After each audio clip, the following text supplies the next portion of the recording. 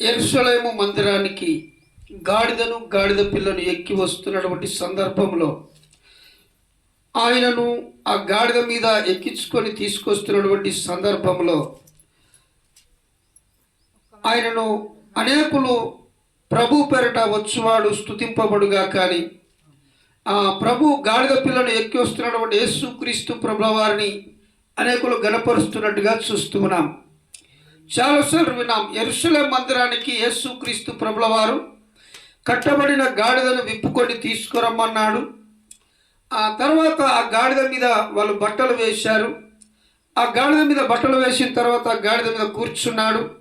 ఆయన యెరూషలేము వస్తూ ఉన్నప్పుడు అందరూ ప్రభు పేరిట వచ్చువాడు స్తుతింపబడునుగాక, ప్రభు పేరిట వచ్చువాడు గణపరచబడునుగాక అని చెప్పి అనేకులు కేకలు వేశారు.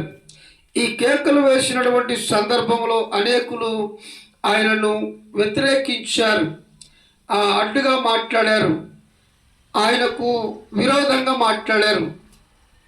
ఏంటి నీ ప్రజలు ఇలా గంతులు వేస్తూ ఇలా కేకలు వేస్తూ మాట్లాడుతూ ఉన్నారు అని చెప్పి ఆయనను త్రుళ్ళనాడారు, ఆయనను వ్యతిరేకించారు. హల్లెలూయా. మత్తయి సువార్త 21 అధ్యాయంలో ఆయన చెప్తూ వచ్చాడు చాలాసార్లు, ఆ దావీదు కుమారునికి జయము, ప్రభు పేరిట వచ్చువాడు స్తుతింపబడునుగాక, సర్వోన్నతమైన స్థలములలో ఆయనకు జయము జయము జయము జయము అని కేకలు వేస్తూ ఉన్నారు. ఆ గాడిద నడుస్తూ ఉన్నప్పుడు వారు బట్టలు పరిచారు, ఖర్జూరపు బట్టలు పరిచారు. అయితే ఆయనను తీసుకొని గాడిద మీద ఊరేగింపుగా వస్తూ ఉన్నప్పుడు ఆయనను యెరూషలేములో ప్రవేశించగా ఆయనను అనేకులు అడ్డుకున్నారు, వ్యతిరేకించారు. వీళ్ళను ఊరుకుండమని చెప్పారు. వాళ్ళు ఊరుకుంటే రాళ్ళు కేకలు వేస్తాయని యేసుక్రీస్తు ప్రభుల వారు చెప్పారు. హల్లెలూయా. అయితే ఈ మటలాదివారము యేసుక్రీస్తు ప్రభుల వారు వచ్చినటువంటి విషయాలు చాలాసార్లు విన్నాము, కానీ ఇంకో ప్రాముఖ్యమైనటువంటి విషయాన్ని జ్ఞాపకం చేసుకుందాం. శుక్రవారం మనకు గుడ్ ఫ్రైడే, వచ్చే శుక్రవారం గుడ్ ఫ్రైడే. శిలువ మీద పలికిన 7 మాటలు మాత్రమే ధ్యానం చేస్తూ ఉన్నాం. అంతకంటే ప్రాముఖ్యమైనటువంటి కొన్ని మాటలు మనం ధ్యానం చేద్దాం. ఆయన తలకు ముళ్ళ కిరీటం పెట్టబడింది. హల్లెలూయా. ఆయన తలకు ముళ్ళ కిరీటం పెట్టబడింది. ఎందుకు ఆయన తలకు ముళ్ళ కిరీటం పెట్టబడింది? మొదటిది. ఇక రెండవది, ఆయన 2 చేతులకు మేకులు కొట్టబడ్డాయి. మేకులు అనగా మూలలు కొట్టారు. ఆయన 2 కాళ్ళకు మూలలు కొట్టారు. ఆయన పక్కలో బెల్లం పోటు పొడిచారు. ఈ 5 విషయాలు చాలామంది బోధించట్లేదు, చెప్పట్లేదు, గ్రహించట్లేదు, ఆలోచించట్లేదు. ఎందుకని? ఆ ముండ్ల కంప భయంకరమైనటువంటి ముండ్ల తీగలు చుట్టి దాన్ని ఇట్లా చుట్టగా సిబ్బిలాగా చుట్టి తెచ్చి ఆయన నెత్తి మీద పెట్టి కట్టితో కొట్టారు. ఆయన కొట్టి ఆ ముండ్లు దరిదాపు మన ఏళ్ళు పొడుగు ఉంటాయి. ముండ్లు అవి షార్ప్గా ఉంటాయి, చాలా తేజ్గా ఉంటాయి. ఆ ముండ్లు ఒక్కొక్కటి నెత్తిలో దిగబడ్డాయి. హల్లెలూయా. ఆయనను పట్టుకున్న తర్వాత, యేసుక్రీస్తు ప్రభుల వారిని పట్టుకున్న తర్వాత ఆయనను పట్టుకొని కట్టేసి ఆ పిలాతు ఎదుట నేరస్తునిగా నిలబెట్టినప్పుడు రోమ గవర్నర్ అయినటువంటి పిలాతు గారు అడుగుతారు, ఒరే నాయన, ఈయనలో నాకు ఏ నేరం కనబడట్లేదు, మీరు ఏదో నింద మోపుతున్నారు, మీకు అసూయ చేత నింద మోపుతున్నారు, నేరం మోపుతున్నారు. అయితే ఈయన నేరస్తుడిగా నాకు కనబడతలేడు కనుక నేను విడిచిపెట్టవలసి ఉన్నది ఒక వ్యక్తిని.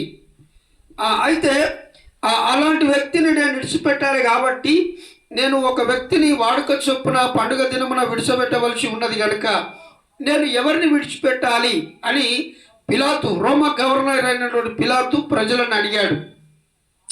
అడిగినప్పుడు వారు ఏమన్నారంటే, వీరిని సిలువ వేయండి, మాకు బరబ్బాను విడిచిపెట్టండి అని అడిగారు. హల్లెలూయా. ఇక్కడ మన రక్షకుడైనటువంటి యేసుక్రీస్తు ప్రభుల వారు ఉన్నారు. సాతాను క్రియలు కలిగి సాతాను సంబంధి అయిన దొంగ, నరహంతకుడు, దుర్మార్గుడైనటువంటి ఆ బరబ్బా కనబడుచు ఉన్నాడు. ఈ బరబ్బా భయంకరమైనటువంటి నేరస్తుడు, అతన్ని జైలు వేశారు. అయితే ఆ పిలాతు, రోమ గవర్నర్ అయినటువంటి పిలాతు చెప్తూ ఉన్నాడు, నేను పండుగ వాడిక చొప్పున ఒక నేరస్తుని విడిచిపెట్టా వాడిక ఉన్నది నాకు. అయితే ఈ వాడికను చెడుకు కాకుండా మంచికి ఉపయోగించి మీ నజరుడైన యేసును లేదా యూదులకు రాజుగా అని చెప్తున్నటువంటి మీరు నేరం మోపుతున్నటువంటి ఈ వ్యక్తిని నేను విడుదల చేయాలనుకుంటున్నాను. అయితే మీరు ఎవరిని విడుదల చేయమని అంటారు అని ప్రజలను అడిగినప్పుడు వాళ్ళు మాకు బరబ్బ కావాలని కోరుకున్నారు. హల్లెలూయా. ఎంత దుర్మార్గమో! ఈనాడు చాలామంది అదే పరిస్థితిలో ఉన్నారు. మాకు యేసు ప్రభు అక్కర్లేదు, మాకు చర్చికి వెళ్ళడం అవసరం లేదు, మాకు ప్రార్థన అవసరం లేదు, మాకు బైబిల్ అవసరం లేదు. మేము బ్రతుకుతలేమా, మేము మంచిగా తాగుతలేమా, మేము మంచిగా తింటలేమా, మేము మంచిగా బట్టలు కడతలేమా, మేము మంచిగా బ్రతుకుతలేమా అనుకుంటున్నారు. హల్లెలూయా, హల్లెలూయా. ఆనాడు కూడా యేసుక్రీస్తు ప్రభుల వారు రోమా గవర్నర్ గారు అడిగారు, అయ్యా నేను ఇంత పెద్ద వ్యక్తిని అని చెప్పి ఆయన మాట్లాడుతూ ఉన్నప్పుడు ఆ రాత్రి ఆ రోమా గవర్నర్ గారి యొక్క భార్యతో దేవుడు స్వప్నమందు మాట్లాడతాడు, కలలో మాట్లాడతాడు. అయ్యా ఆ నీతిమంతుని జోలికి నువ్వు వెళ్ళొద్దు, ఆయనకు శిక్షను వేయొద్దు, నువ్వు జాగ్రత్తగా ఉండమని ఆ గవర్నర్ గారి భార్య గారు చెప్పినప్పుడు ఆయన అదే ఆలోచిస్తూ ఉంటాడు. వీళ్ళు చెప్తున్నటువంటి ఏ ఒక్క మాట కూడా రుజువుపరచబడలేదు. ఆయనను అసూయ చేత అప్పగించారని ఆ అధికారి గమనించి విడుదల చేస్తారని అంటాడు, కానీ ప్రజలు ఒప్పుకోరు. హల్లెలూయా. అందుకు ప్రధాన యాజకుడు మత్తయి సువార్త 26వ అధ్యాయం 63వ వాక్యం. అందుకు ప్రధాన యాజకుడు ఆయనను చూచి, నీవు దేవుని కుమారుడు అయితే క్రీస్తు అయితే ఆ మాట మాతో చెప్పుమని జీవము గల దేవుని తోడని మీకు ఆనబెట్టుచున్నాను నేను. అందుకు యేసు నీవన్నట్టే ఏంటా మాట, నీవు యూదులకు రాజువా అని అడిగారు. నువ్వన్నట్టే అన్నాడు, నేను రాజునే, అది మీకు తెలియదు. నా రాజ్యం ఈ భూమి మీద ఉండేది కాదు, నా రాజ్యము పరలోకంలో ఉండేది. నా రాజ్యం మీకు కనబడతలేదు, నా రాజ్యము యుగ యుగాలు ఉండేది. మీరు నాశనమయ్యే రాజ్యములో ఉన్నారు, పనికిమాలిన రాజ్యములో ఉంటూ ఉన్నారు, పనికిమాలిన రాజ్యంలో జీవిస్తూ ఉన్నారు. అయితే నా రాజ్యము పవిత్రమైంది, పరిశుద్ధమైంది, అది చాలా విలువైనది. ఆ రాజ్యం మీ మధ్యనే ఉన్నది, కానీ మీరు గ్రహించలేకపోతున్నారు, తెలుసుకోలేకపోతున్నారని యేసుక్రీస్తు ప్రభుల వారు మాట్లాడుతున్నారు. హల్లెలూయా. 64వ వాక్యంలో ఇది మొదలుకొని మనుష్య కుమారుడు సర్వశక్తుని కొడిపార్శ్వము కూర్చుండి ఉండుట, ఆకాశ మేఘారుడై వచ్చుట మీరు చూతురు అని చెప్పగా ప్రధాన యాజకుడు తన వస్త్రములు చింపుకొని, వీడు దేవదూషణ చేసెను, మనకి ఇక సాక్షులతో పని ఏమి, ఇదిగో ఈ దూషణ మీరిప్పుడు విన్నారు, మీకేమి తోచుచున్నదని అడిగాను. అందుకు వారు వీడు మరణమునకు పాత్రులనిరి. అప్పుడు వారు ఆయన ముఖం మీద ఉమ్మివేసి ఆయనను గుద్దిరి. కొందరు ఆయనను అరచేతులతో కొట్టి, క్రీస్తు నిన్ను కొట్టిన వాడెవడో ప్రవచింపుమనిరి. హల్లెలూయా. ఏం చేస్తూ ఉన్నారు? యేసుక్రీస్తు ప్రభుల వారు నేనే నీవన్నట్టే రాజును అన్నాడు, నా రాజ్యం ఈ సంబంధమైంది కాదన్నాడు. ఆయన గొప్పవాడని మేఘారుడై వెళ్ళటము మీరు చూస్తారు అని ఆ ప్రవచనము చెప్తూ ఉన్నప్పుడు అక్కడ మింగుడు పడనటువంటి శాస్త్రులు పరిచయులు వీడు ఇంకా మాట్లాడుతూ ఉన్నాడు, ఇటువంటి దేవదూషణ చేస్తున్నాడు, నేను దేవుణ్ణని మాట్లాడుతూ ఉన్నాడు, మనకి ఇంకేం పనింది సాక్షులతో అని చెప్పినప్పుడు ఆయనను పిడిగుద్దులు గుద్దారు. హల్లెలూయా. వంగబెట్టి గుద్దారట.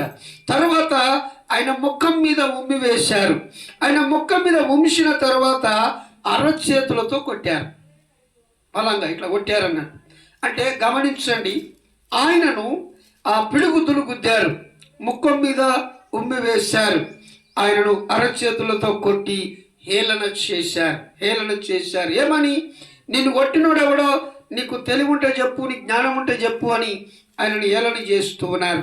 ఇక్కడ ఉమ్మి వేశారు. ఒక గుడ్డివాడు ఆయన దగ్గరికి వచ్చినప్పుడు ఆయన ఉమిసి బురద చేసి ఆ బురదను వాని కన్నులకు రాసి, మీ సిలోయ అనే కోనేటిలో నువ్వు కడుక్కొని, ఆ కోనేటిలో నువ్వు ముఖం కడుక్కుంటే నీ కళ్ళు తెరబడతాయి అన్నాడు. హల్లెలూయా. ఆయన ఏదైతే ప్రజలకు మేలుకరంగా చేశాడో, దానినే ఆయనకు వ్యతిరేకంగా వాడారు. ఈనాడు యేసుక్రీస్తు ప్రభుల వారు నిజమైన దేవుడు, రక్షకుడు, ఆయన నమ్మండి, ఆయన సన్నిధికి రండి, ఆయనతో ఉండడానికి ఇష్టపడండి అని చెప్పినప్పుడు దాన్ని గ్రహిస్తలేరు, కానీ దానికి వ్యతిరేకంగా విరుద్ధంగా మాట్లాడుతూ ఉన్నారు. దానికి వ్యతిరేకంగా విరుద్ధంగా మాట్లాడుతున్నారు. ఏమిటది? సాతాను యొక్క సంబంధమైనటువంటి విషయాలు లక్ష్య పెడుతున్నారు, కానీ దేవుని యొక్క విషయాలను లక్ష్య పెట్టట్లేదు.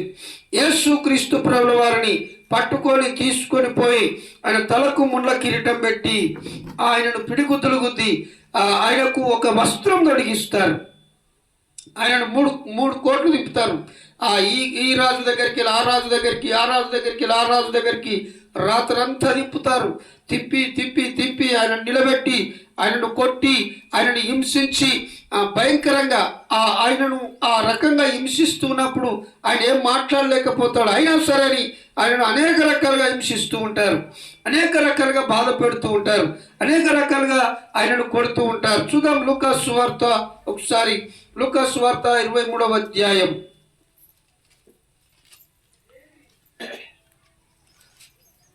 లూకా సువార్త 23వ అధ్యాయంలో ఆయనను గురించి చాలా విషయాలు రాయబడ్డాయి. అవి మనం ఎన్నడూ కూడా ధ్యానించలేకపోతున్నాం. చూద్దాం ఒకసారి. లూకా సువార్త 23వ అధ్యాయంలో ఆయనను పిడుగుద్దులు గుద్దిరి, ఆయనను హింసించిరి అని వ్రాయబడింది. ఆయనకు వస్త్రము తొడిగించి ఆయనను బహుఘోరముగా హింసించిరని వ్రాయబడింది. చూద్దాం ఒకసారి. అప్పుడు లూకా సువార్త 23వ అధ్యాయం 11వ వాక్యం. హెరోదు తన సైనికులతో కలిసి ఆయనను తృణీకరించి అపహాసించి ఆయనకు ప్రశస్త వస్త్రము తొడిగించి పిలాతు వద్ద మరలా పంపెను. అంతకు ముందు హెరోదు పిలాతును అతనితో కూడా ఒకడు శత్రులై ఉండి, అంటే ఆ పిలాతు, హెరోదు అనే ఇద్దరు రాజులు శత్రువులుగా ఉన్న వాళ్ళు మిత్రులైరి అని రాయబడింది. అంతటా పిలాతు ప్రధాన యాజకులను, అధికారులను, ప్రజలను పిలిపించి ప్రజలు తిరుగుబాటు చేయు చున్నాడని మీరీ మనుషుని నా యొద్దకు తెచ్చితిరేమి?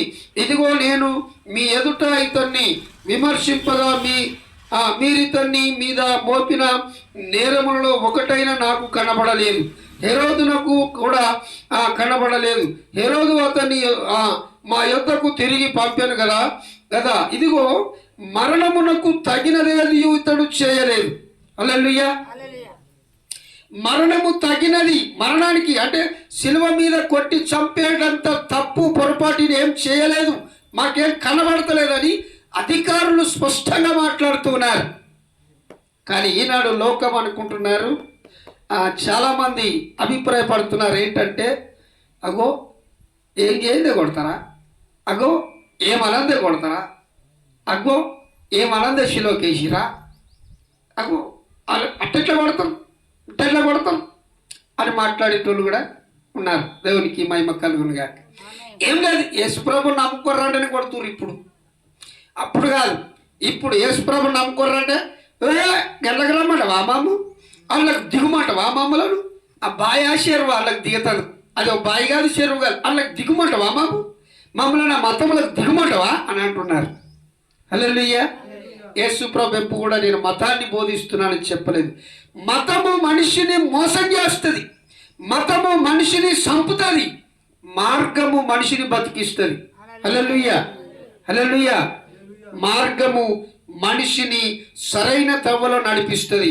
ఆ సంగతి చాలా మందికి తెలియగా వారు ఇతను మరణమునకు తగినదేది చేయలేదని వారు చెప్పారు. అధికారులు చెప్పినా వారు వినలేకపోయారు.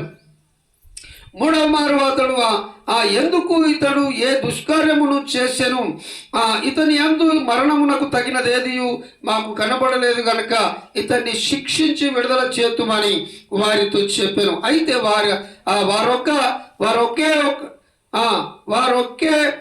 పట్టుగా పెద్ద కేకలు వేసి వీరిని సిలువ వేయమని అడగగా వారి కేకలే గెలిచెను.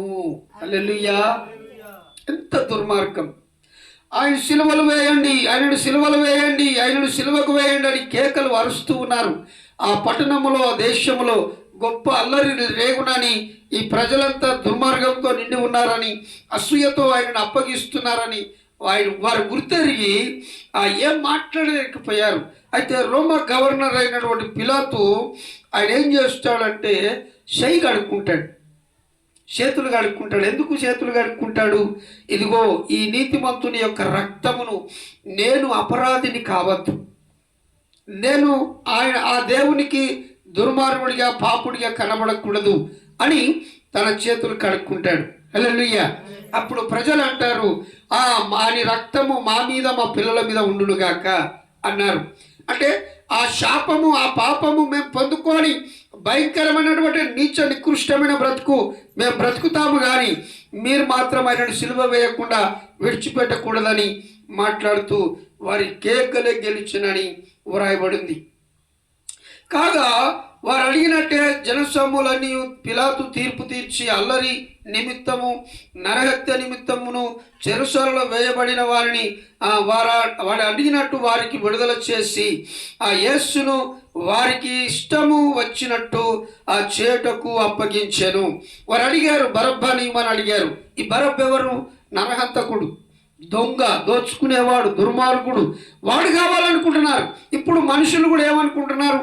తిందాం, తాగుదాం, సుఖపడదాం, ఆయన ముంచుదాం, ఈయన ముంచుదాం, ఈ తిరుగుదాం, అది తిరుగుదాం, ఇది చేద్దాం, అది చేద్దాం, మళ్ళీ వెళ్ళి అవి మాట్లాడేసి మన పొట్ట నింపేసుకొని మనం మంచిగా బతికినమా లేదా? మనం మంచిగా జీవించినమా లేదా? స్తోత్రం. హల్లెలూయా, హల్లెలూయా. చేస్తలేరా? నేను ఏ పాపం చేయలేదు అన్నాడు ఉన్నాడా భూమి మీద? నేను ఏ తప్పు చేయలేదు అన్నాడు ఉన్నాడా భూమి మీద? దేవునికి మహిమ కలుగునుగాక. అందుకే రోమపత్రికలు ఆయన రాసి, నీతిమంతుడు ఒక్కడు లేడు భూమి మీద, ఎవ్వడు కూడా నీతిమంతుడుగా లేడని ఆయన మాట్లాడుతున్నాడు. వారి కనుల ఎదుట దేవుని భయము లేదని రోమపత్రికలో వ్రాయబడింది. కనుక ఎవరు కూడా ఆ యేసు క్రీస్తు ప్రభుల వారిని ఆ రక్షకుడుగా ఒప్పుకోవడానికి ఇష్టపడలేదు ఆ ప్రజలు, కానీ బరబ్బను కోరుకున్నారు. అంటే చనిపోవడానికి, నాశనము కావడానికి సిద్ధపడుతున్నారు, కానీ రక్షణ పొందుకొని పరలోకంలో నిత్యత్వంలో ఉండడానికి ఇష్టపడతలేరు. హల్లెలూయా.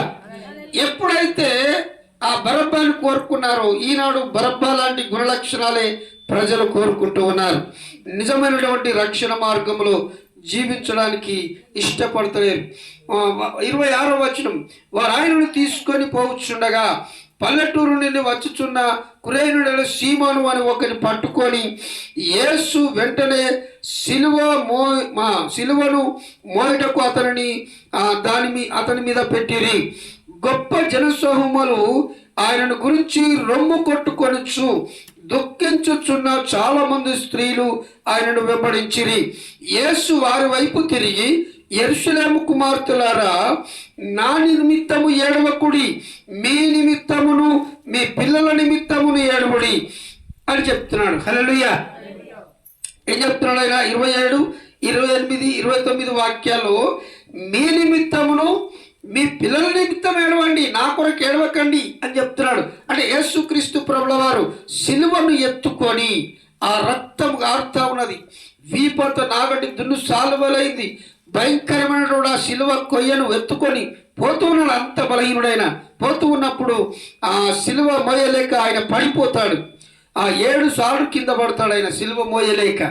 ఆ కురేనీయుడైనటువంటి సీమోను అనే ఒక వ్యక్తిని సిలువ మోపిస్తారు, వాడు కూడా మోయలేకపోతాడు, కానీ ఆయనకి ఎత్తుతారు. ఇద్దరు కలిసి సిలువను ఎత్తుకొని పోతూ ఉన్నప్పుడు ఆయనను కొరడాలతో దారి పొడుగున కొడుతూ ఉంటారు. అప్పుడు కొంతమంది స్త్రీలు ఎవరైతే ఆయన ద్వారా బాగుపడ్డారో, ఎవరైతే ఆయన ద్వారా రక్షింపబడ్డారో, ఎవరైతే ఆయన ద్వారా మేలు పొందుకున్నారో, వారు వచ్చి ఆయనను చూసి ఏడుస్తూ ఉంటారు. ఆయన ముఖమును తమ కొంగుల చేత ఆ రక్తము చెమటను తుడుస్తూ ఉంటారు. అప్పుడు ఆయన చెప్తాడు, నా కొరకు ఏడవకండి, హల్లెలూయా, మీ కొరకు మీ పిల్లల కొరకు ఏడవండి అని చెప్పాడు. ఈ మాట మనము ఏడ్చేది లేదా మనము బాధపడేది మన పిల్లల భవిష్యత్తు ఏంటని, మన బ్రతుకులు ఏంటని ఏడవమన్నాడు, కానీ ఆయనను సిలువ కలిసి కొడుతున్నందుకు ఏడవమని చెప్పలే. హల్లెలూయా. కానీ అనేకులు సిలువ శ్రమలను గురించి, సిలువను గురించి ఏడుస్తూ ఉన్నారు. అందుకే ఈ సిలువకు సంబంధించిన కొన్ని విషయాలు చేయడానికి ఆ సేవకులముగా మేము ఇష్టపడం. ఎందుకని ఆయన ఏం చెప్పాడు? సిలువ మరణము శాశ్వతంగా నన్ను మరణంలోకి నెట్టేస్తలేదు, ఈ మరణమును నేను జయించి లేస్తానని ఆయన ముందుగా చెప్పాడు. సిలువ మరణము నన్ను మరణంలోకి అప్పచెప్పదు, మరణపు ముళ్ళను విరిచి 3వ దినమున తిరిగి లేస్తానని ఆయన వాగ్దానము చేశాడు.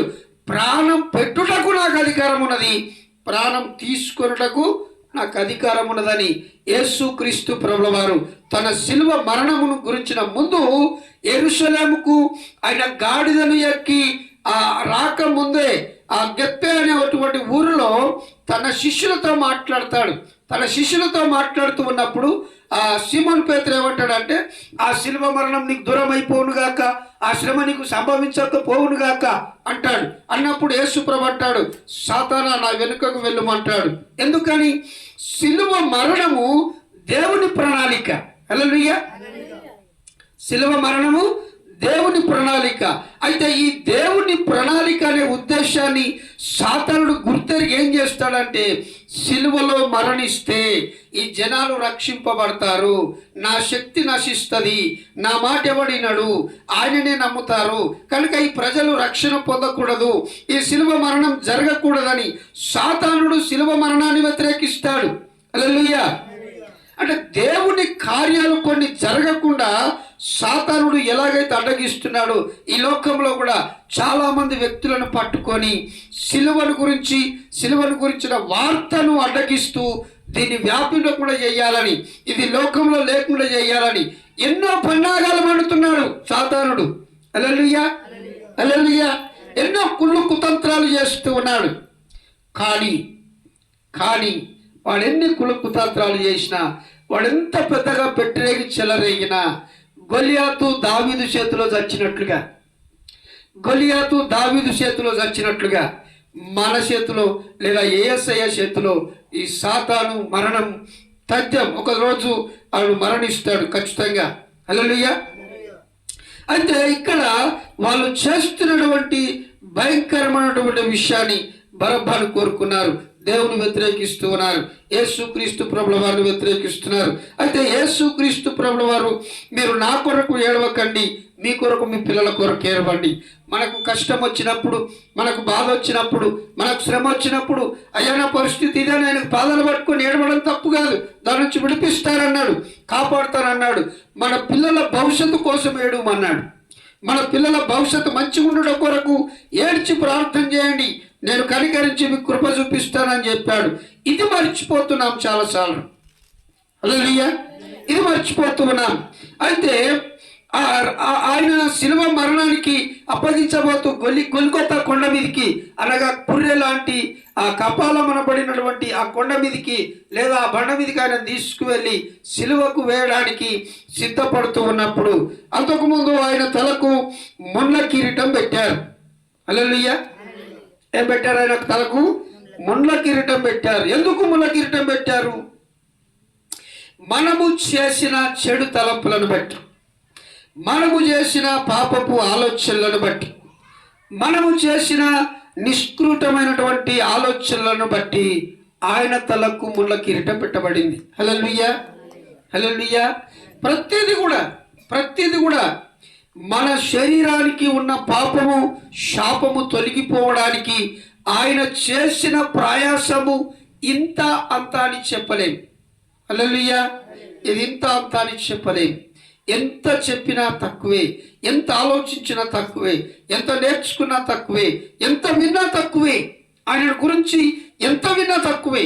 మనము చేసిన పాపపు ఆలోచనలను, దుర్మార్గపు ఆలోచనలను బట్టి మన తల మీదికి రావాల్సినటువంటి శిక్షను ఆయన అనుభవించాడు. అందుకని మీరు నా కొరకు ఏడవకండి, నేను చనిపోను, బ్రతుకుతాను. కనుక మీరు చనిపోయేవారు కనుక మీరు నిత్యనాశనానికి వెళ్ళకుండా, మీరు భయంకరమైన నరకానికి వెళ్ళకుండా మీ కొరకు మీ పిల్లల కొరకు ఏడవండి అని ఆయన చెప్పాడు. ఆ గొప్ప జనసమూహము ఆయన గురించి రొమ్ము కొట్టుకుంటూ ఏడుస్తూ ఉన్నప్పుడు, ఇదిగో గొడ్రాలును కరణి గర్భమును పాలించు స్థానములు ధన్యములైనవని చెప్పుచు వచ్చుచున్నవి. అప్పుడు మా మీద పడునని పర్వతములతో మమ్మును కప్పమని కొండలతో జనములు చెప్పసాగుదురు. వారు పచ్చి మ్రానుకే ఈలాగు చేసిన ఎడల ఎండిన దానికి ఏమి చేతురో అని చెప్పారు. మరి ఇద్దరును ఆయనతో కూడా చంపబడుటకు తేబడిరి. వారు నేరము చేసిన వారు కపాలమనబడిన స్థలమునకు వచ్చినప్పుడు, కపాలమనబడిన దాడ 1 అనే అక్షరం ఉంది, దాని కింద పుట్టినట్లు కల్వరి అని వ్రాయబడింది. తర్వాత అక్కడ కుడివైపున ఎడం వైపున ఒకనిగా ఆయన నేరస్తులలో ఆయనతో కూడా సిలువ వేసిరి. యేసు, తండ్రి వీరు ఏం చేయుచున్నారు, వీరు ఎరగని గనుక వీరిని క్షమించమని చెప్పారు. వారు ఆయన వస్త్రములు పంచుకొనుటకు చీట్లు వేసిరి. హల్లెలూయా. మొదట ఆయన ముఖం మీద ఉంచారు, రెండవది ఆయనను పిడుగుతులు గుద్దారు, అరచేతులతో కొట్టారు. రెండవదిగా ఆయన గురించి ఏడుస్తూ ఉన్నప్పుడు నా కొరకు ఏడవద్దు అని చెప్పాడు. మూడవది ఆయన తలకు ముళ్ళ కిరీటం పెట్టారు. ముళ్ళ కిరీటం పెట్టిన తర్వాత కొలిగోత స్థలానికి తీసుకొచ్చిన తర్వాత ఆయనను సిలువ వేసిన తర్వాత ఆయన వస్త్రాలు పంచుకుంటున్నారు. ఆయన అంగి ఇట్లా కుట్టలేదు, ఇట్లా కుట్టు లేకుండా ఉంది అంగి. ఆయన రూపాంతరం అనే కొండ మీదకి వెళ్ళి ప్రార్థన చేస్తూ అక్కడ కూర్చున్నప్పుడు ఆకాశం నుంచి తండ్రి అయిన దేవుడు మాట్లాడి ఆయన వస్త్రములను మారుస్తాడు. తెల్లనివై దగదగ మెరుస్తున్నట్లుగా యేసు ప్రభు కనబడుతూ, యేసు ప్రభుతో మోషే, ఏలియా ఇద్దరు మాట్లాడతారు. అక్కడ దగదగ మెరుస్తున్నటువంటి రూపాలుగా వీరు ముగ్గురు కనబడుతూ ఉన్నప్పుడు ఆ శిష్యులు అంటారు, అయ్యా ఏలియాకు ఒకటి, మోషేకు ఒకటి, మీకొకటి పర్ణశాలలు కడతాం, అంటే గుళ్ళు కడితే మీరు ఇక్కడ ఉండొచ్చు అని చెప్పి వాళ్ళు అంటారు. అన్నప్పుడు అది దేవుని చిత్తం కాదని వారికి చెప్తాడు యేసుప్రభుల వారు. అంటే ఆ వస్త్రము దేవుని మహిమ వస్త్రముగా ఉన్నటువంటి ఆ వస్త్రములను వాళ్ళు చీట్లు వేసి పంచుకుంటూ ఉన్నారు. ఇది ప్రవచనమే. యెషయా గ్రంథంలో లేదా జకర్యా గ్రంథంలో ప్రవక్తల ద్వారా దేవుడు మాట్లాడినటువంటి ప్రతి మాట నెరవేర్పుగా ఇది జరిగింది. ఆయన వస్త్రములు పంచుకున్నట్టుకై చీట్లు వేసిరి. ప్రజలు నిలబడి చూచుచుండిరి. అధికారులను వీడు ఇతరులను రక్షించను, వీడు దేవుడు ఏర్పాటు చేసుకున్న క్రీస్తు అయిన ఎడల తన్ను తాను రక్షించుకుననిమ్ము అని అపహసించిరి. అంతటా సైనికులు ఆయన యొద్దకు వచ్చి ఆయనకు చిరకనిచ్చి, నీవు యూదుల రాజు అయితే నిన్ను నీవే రక్షించుకోనమని ఆయనను అపహాసించిరి. అపహాస్యం. ఆయన శిలువ మీద ఆ వేదన పడుతున్నప్పటికీ, ఆ హింస భరిస్తున్నప్పటికీ, అదంతా జరుగుతున్నప్పటికీ వాళ్ళు ఏమంటున్నారు, అరే నువ్వు మంచిగున్నప్పుడు వాడిని రక్షించినా వీడిని రక్షించినా, రక్షించడానికి వచ్చిన పెద్ద కోతలు కోసి చెప్పావు కదా, పెద్ద మాటలు చెప్పావు కదా, ఇప్పుడు శిలువ మీదకి వెళ్ళి దిగిరా, నువ్వు రక్షించుకో అని హేళనగా మాట్లాడుతున్నారు, దూషిస్తూ ఉన్నారు, ఆయనను తులనాడుతూ ఉన్నారు, ఆ మాటలు మాట్లాడుతున్నారు. ఈ రోజుల్లో కూడా అట్లాగే ఉన్నారు. అగో దేవుని నామం కూడా మీకు కష్టాలు రావు కదా, మీకు ఎందుకు వచ్చినాయి? దేవుని నామం కూడా మీకు శ్రమలు రావు కదా, మీకు ఎందుకు వచ్చినాయి? దేవుని నామం కూడా మీరు మంచిగా ఉంటారు కదా, గిట్టెందుకున్నారు? హల్లెలూయా. హేళనగా, వ్యతిరేకంగా, దుర్మార్గంగా మాట్లాడుతూ ఉంటారు. ఈ లోకంలో మంచిగా బ్రతకనివ్వని, మంచి వాళ్ళను మంచిగా బ్రతకకుండా చేసే వ్యక్తి ఒకడు ఉన్నాడు, వాడే సైతాను. హల్లెలూయా.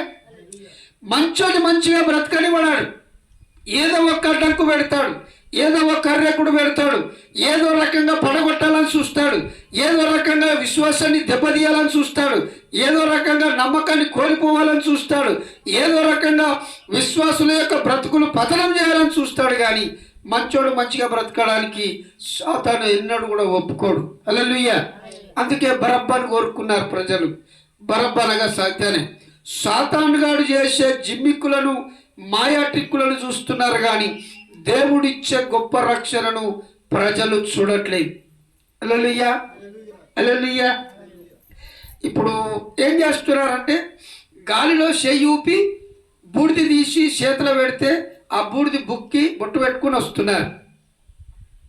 అంటే గాలిలో చెయ్యి ఊపి బూడిది చేతిలో పెడితే అది బాబా అని, దేవుడని, వాడు మంచోడని నమ్ముతున్నారు. కానీ అరే అదంతా గారడి విద్య, అదంతా మాయరా, అదంతా ఒట్టిదిరా అని చెప్తున్న దేవుని ఎవడైనా నమ్ముతున్నాడా? తెలుసుకుంటున్నారా? హల్లెలూయా. హల్లెలూయా. కనుక సత్యాన్ని నిజాన్ని నిర్భయంగా ఒప్పుకోలేకపోతున్నారు, సత్యాన్ని గ్రహించలేకపోతూ ఉన్నారు. కనుక ఆయన చీట్లు పంచుకున్నారు, ఆయన అరచేతులలో మూలలు కొట్టారు. ఆయన అతడు యూదుల రాజు అని పై విలాసము కూడా ఆయనకు పైగా వ్రాయబడిను. వేలాడబడిన ఆ నేరస్తుల్లో ఒకడు ఆయనను దూషించి నీవు క్రీస్తువు కదా, నిన్ను నీవు రక్షించుకోనమని వాడు మాట్లాడుతూ, ఒక దొంగ కూడా ఆయన దూషిస్తూ మాట్లాడుతున్నాడు. ఒరే నాయన, నువ్వు క్రీస్తువు కదా, నిన్ను నీవు రక్షించుకొని మమ్మల్ని రక్షించు అని మాట్లాడుతున్నాడు. మరొక దొంగ అన్నాడు, ఒరే మనం చేసిన నేరాలకు, మనం చేసిన దుర్మార్గాలకు, మనం చేసిన పాపాలకు, మనం దొంగ వలె దోసుకున్న సొమ్ముకు ఈ శిక్ష మనకు తగ్గిందే. కానీ ఆయన ఎలాంటి దొంగతనం చేయలేదు రమ్మయ్య. ఆయన ఎవరికి ద్రోహం చేయలేదు, ఆయన ఎవరిని ముంచలేదు, ఆయన ఎవరికి పాపం చేయలే, ఎవరికి అన్యాయం చేయలే, ఎవరింటికి పోయి దుర్మార్గంగా 10 రూపాయలు తీసుకొని అప్పు తీసుకొని ముంచినోడు కాదు. అన్యాయంగా ఆయనను సిలువకు వేశారు. కనుక యేసయ్యా, నీ రాజ్యంతో నువ్వు వచ్చినప్పుడు నన్ను జ్ఞాపకం చేసుకో అని దొంగ సిలువ మీద ఆయనను వేడుకున్నాడు. హల్లెలూయా. కనుక అలా వేడుకోవడానికి ఇష్టపడతలేరు, కానీ ఆయనను హేళనగా, ఆయనను హింసిస్తున్నటువంటి విషయాల్లో ఆయనను దూషించి మాట్లాడుతూ ఉన్నారు. ఆయన 2 చేతులకు మేకులు కొట్టబడ్డాయి. ఆయన మనము చేతులతో చేసిన పాపపు పనులను బట్టి, మన చేతులతో చేసిన దుర్మార్గపు పనులను బట్టి ఆయన చేతులకు మేకులు కొట్టబడ్డాయి. ఆయన 2 కాళ్ళకు మేకులు కొట్టబడ్డాయి, మూలలు. ఆ మూలలు అంటే ఇప్పుడు దర్వాజలు అవి లేవు, పాత దర్వాజలు ఉండే, గుండు మూలలు ఉంటుండే దర్వాజలకు, జానడు పొడుగు ఉంటాయి. ఆ సిలువకి ఇట్లా పెట్టి కొడితే ఇక్కడికి ఇలా వెళ్తే అటు మలిపారు దాన్ని, సిలువను ఆ మూలను మలిపారు, ఇట్లా మూలను ఇంత దొడ్డు ఇంత పొడు మూలను ఆయన చేతులతో దించారు, ఆయన కాళ్ళలో కొట్టారు. మనము చేసిన పాపపు పనులను బట్టి ఆయన చేతులకు మేకులు కొట్టబడ్డాయి. మనము నడిచిన దుర్మార్గపు నడవడికను బట్టి, మనము నడిచిన పాప మార్గాలను బట్టి ఆయన కాళ్ళలో మేకులు కొట్టబడ్డాయి. మనము చేసిన పాపపు కార్యాలను బట్టి ఆయన పక్కలో బల్లెం పోటు పొడవబడింది. హల్లెలూయా, హల్లెలూయా. ఇవన్నీ మనల్ని విడిపించడానికి, మనల్ని రక్షించడానికి, మనల్ని కాపాడడానికి, మనము చనిపోవలసిన స్థలంలో ఆయన చనిపోయాడు. మనము పొందవలసిన శిక్షను ఆయన పొందాడు. మనం అనుభవించవలసిన శ్రమను ఆయన అనుభవించాడు. మనము పొందవలసిన గాయములను ఆయన పొందుకున్నాడు. హల్లెలూయా, హల్లెలూయా అన్నమాట. ఆయన చేసిన ఈ శిలువ మరణమును గురించి గొప్పగా చెప్పబడినటువంటి విషయాలు, ఆయన ముఖం మీద ఉమ్మి వేశారు, ఆయనను పిడుగుతులు గుద్దారు, ఆయనను అరచేతులతో కొట్టారు, ఆయనను బొత్తములతో కొట్టారు, ఆయనను కొరడాలతో కొట్టారు. హల్లెలూయా. 39 కొరడా దెబ్బలు కొట్టారు, 39 కొరడా దెబ్బలు. 40 వరకు ఇష్టం ఉండదట యూదులకు, లేదా ఇశ్రాయేలు ప్రజలకు. యూదులకు, శాస్త్రులు పరిచయాలు అనబడినటువంటి యూదులకు 40 అనే సంఖ్య వారికి ఇష్టం ఉండదు కనుక 39తో ఆపేశారు. కొరడాతో కొడితే ఇక్కడికి ఒకడు అక్కడికి ఒకడు కొడితే ఇట్లా ఇంటూ మార్పు పడుతుంది. ఇట్లా వాళ్ళు కొట్టి ఇట్లా గుంజినప్పుడు మాంసపు ముక్కలు కట్ అయిపోయి కోసినట్లుగా, మనము కూర తెచ్చుకొని అందాలు ఎట్లా కోసుకుంటాం చిన్నగా ముక్కలు, అట్లా ముక్కలు చీలిపోయి కింద పడ్డాయట. హల్లెలూయా. ఎంత బాధకరమో. అందుకే ఆయన మాంసపు ముద్దగా మారి పిండబడ్డాడు. చెరుకును పిండినట్టు పిండారు ఆయన. ఆయన శరీరంలో ఏ రక్తము లేకుండా, ఆయన వీపు నాగడి దున్ను సాలువలే ఆయను అని యెషయా గ్రంథంలో రాయబడింది. మనము ఈ అగాధమును దాటడానికి, లేదా ఈ భయంకరమైన అగాధమును దాటడానికి ఆయన నిచ్చెనగా ఉన్నాడట. ఈ లోకంలో నుంచి మనం పరలోకం వెళ్ళడానికి మధ్యలో అగాధం ఉన్నది. ఈ అగాధం మీద ఆయన ఒక నిచ్చెనగా పండుకొని, ఆ నిచ్చెన మీద మనము నడిచి వెళ్ళేటట్లుగా ఆయన ఉన్నాడట. హల్లెలూయా, హల్లెలూయా. అర్థమవుతుంది. ఆయన వీపు మీద మనము నడుచుకుంటూ వెళుతున్నాము అని యెషయా గ్రంథంలో రాయబడింది. ఎంత ఆశ్చర్యమైనటువంటి అద్భుతకరమైనటువంటి విషయాలు ఆయన తెలియజేస్తున్నాడు. కనుక మన గురించి మనము ఉమ్మివేయబడవలసినటువంటి స్థితిలో ఉండి ఆయన ఉమ్మివేయబడ్డాడు. మనము కొట్టబడిన స్థలములో ఆయన కొట్టబడ్డాడు. మనము హింస పొందవలసినటువంటి వాన్నిటిని ఆయన పొందుకున్నాడు. మనము కొట్టబడినటువంటి స్థలములో ఆయన మన నిమిత్తమై కొట్టబడ్డాడు. కనుక మనము చేసిన పాపములను బట్టి చూద్దాం ఒకసారి. ఎఫెసీయులకు రాసిన పత్రిక 2వ అధ్యాయం చివరి మాటతో ముగించుకుందాం. ఎఫెసీయులకు రాసినటువంటి పత్రిక 2వ అధ్యాయం మొదటి వాక్యం చూద్దాం ఒకసారి. మీ అపరాధముల చేత పాపముల చేతను మీరు చచ్చిన వారై ఉండగా ఆయన మిమ్మును క్రీస్తుతో కూడా బ్రతికించెను. మనము చేసిన పాపముల అపరాధముల నిమిత్తమై మనము చనిపోవలసిన స్థలములో ఆయన చనిపోయాడు. అయితే క్రీస్తుతో కూడా మనల్ని బ్రతికించాడు. దేవుడు యేసుక్రీస్తు ప్రభుల వారు సమాధి చేయబడిన తర్వాత ఆయన 3వ దినంలో తిరిగి లేచినటువంటి ఆయన బ్రతికాడు. ఎలాగైతే బ్రతికాడో ఆయన మన పాపం శాపముల నుంచి విడిపించి అలాగే మనల్ని బ్రతికించినట్లుగా దేవుని వాక్యంలో చూస్తున్నాం. మీరు వాటిని చేయించు వాయు మండల సంబంధమైన అధిపతి అనగా అవిధేయులైన వారిని ఇప్పుడు ప్రేరేపించు శక్తికి అధిపతిని అనుసరించి ఈ ప్రపంచ ధర్మము చొప్పున అనగా కింద పుట్టినట్లో యుగము చొప్పున మునుపు నడుచుకున్న వారితో కలిసి మనమందరము శరీరము యొక్కయు మనసు యొక్కయును కోరికలను నెరవేర్చుకొనుచు మన శరీరములను అనుసరించి మునుపు ప్రవర్తించుచు కడమ వారి వలె స్వభావక సిద్ధమైన దైవోగ్రతకు పాత్రులమై ఉంటిమి. హల్లెలూయా.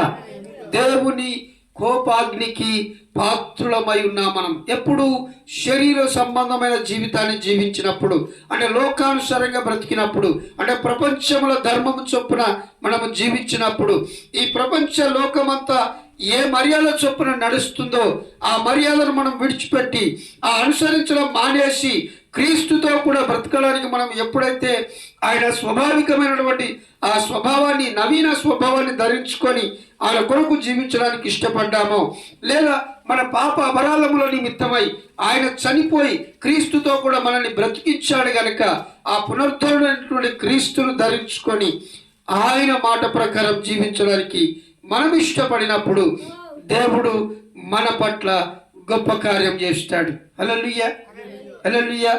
అంజూరపు చెట్టు దగ్గరికి వెళ్ళాడు యేసు ప్రభుల వారు. చెట్టును చూశాడు, పచ్చగా బాగున్నది కానీ ఏం పనులు లేకపోతే ఏం చేశాడు? మరెన్నడు కూడా నువ్వు కాపు కాయకుందు అన్నాడు.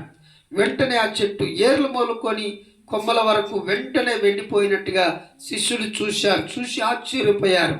దాని అర్థం ఏంటంటే యేసుక్రీస్తు ప్రభుల వారు మన దేహాన్ని ఆలయం అన్నాడు. నా మందిరము ప్రార్థనా మందిరము, మీరు దాన్ని దొంగల గృహగా చేసితిరి అని రాయబడింది. హల్లెలూయా.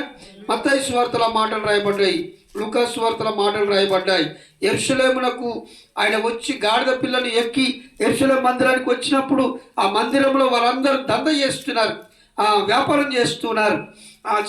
వారి బల్లలు పడత్రోసి వాళ్ళందరినీ వెళ్ళగొట్టి కొరడాతో జలిపించి అందరినీ వెళ్ళగొట్టి ఈ మందిరము నా ప్రార్థనా మందిరం, మీరు దీన్ని దొంగల గృహ చేసి తిరిగి అని మాట్లాడతాడు. అంటే దాని అర్థం ఏంటంటే మన దేహము దేవుని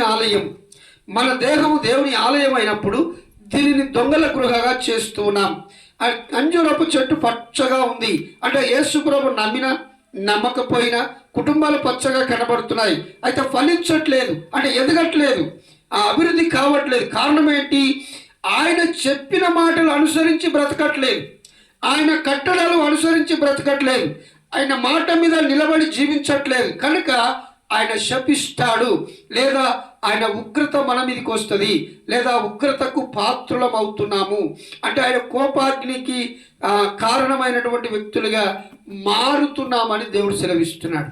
హల్లెలూయా. దేవునికి మహిమ కలుగును గాక.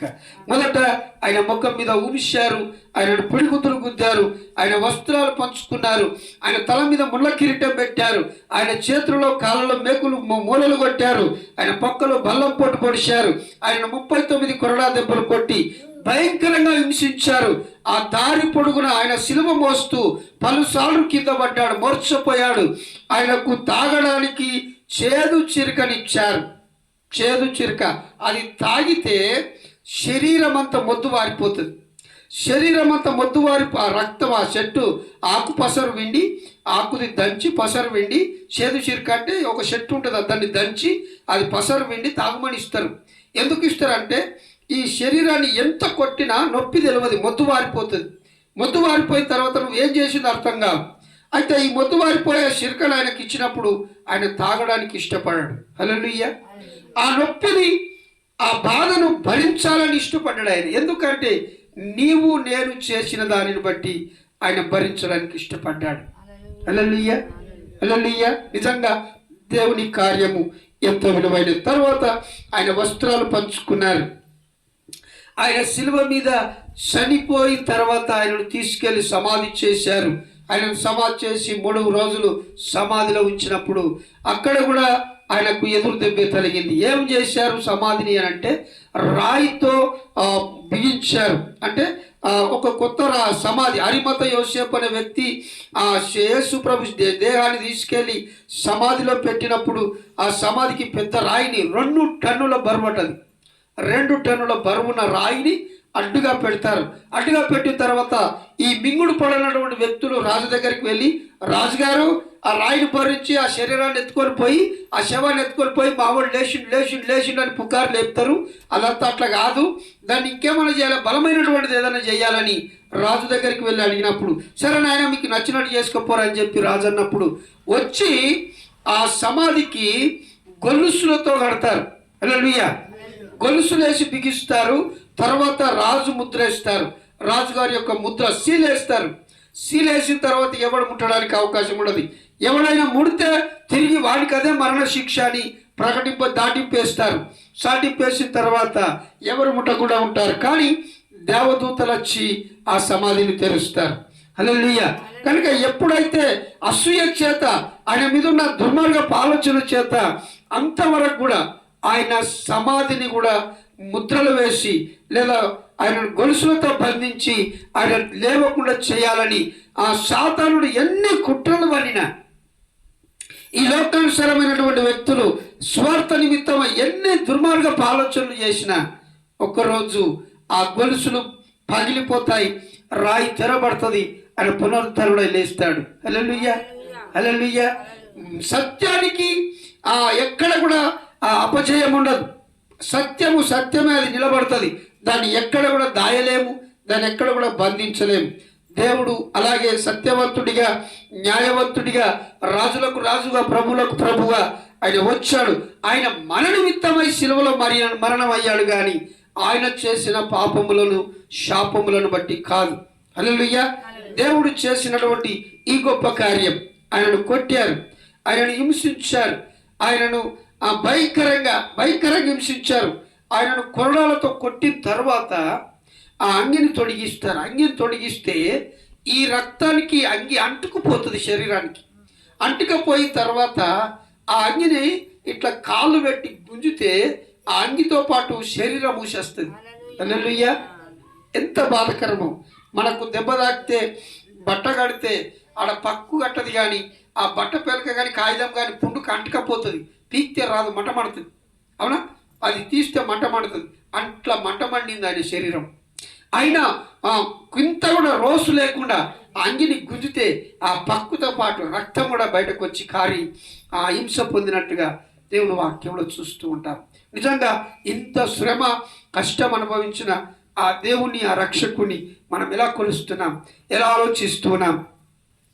యేసుప్రభు నమ్మినాక కూడా యేసుప్రభు గురించి అర్థం కాక లోకంలో కలిసిపోయి ఆయనకు బాధకరమైనటువంటి సంగతులు చేస్తూ ఉన్నారు. ఆయన ఉగ్రతకు పాత్రులుగా మారిపోతూ ఉన్నారు. ఆయనకు వ్యతిరేకంగా మారిపోతూ ఉన్నారు. ఆయనను దూషించే వారిగా మారిపోతూ ఉన్నారు.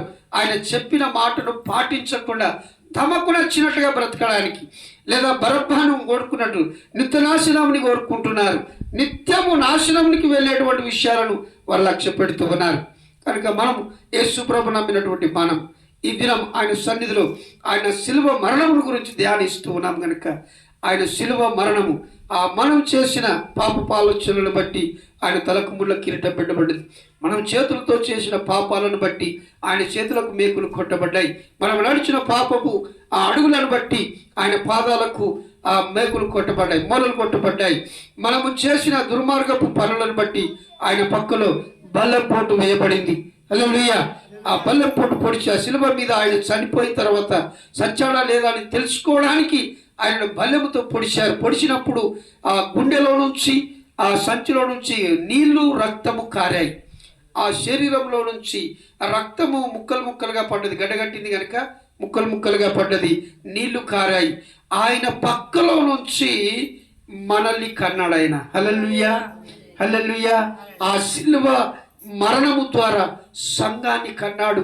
అదే మనం ఆయన పిల్లలుగా ఆ సిలువ శ్రమ, ఒక తల్లి తన బిడ్డను కనడానికి రక్త మాంసములు ధారపూసినట్లుగా ఆయన మన కోసం తన రక్త మాంసములను శిలువ మీద ధారపోసి కన్నాడు. ఆ కన్నటువంటి తండ్రి మనల్ని విడిచి విడబాయాడు. కానీ ఆ తండ్రి చెప్పిన మాట ప్రకారం మనం బ్రతకడానికి ఇష్టపడినప్పుడు ఆయన గొప్పగా మనల్ని దీవించి ఆశీర్వదిస్తాడు. హల్లెలూయా. దేవుడి కొద్ది మాటలు దీవించి ఆశీర్వదించును గాక. చివరి ప్రార్థన ఆశీర్వాదంతో ముగించుకుందాం.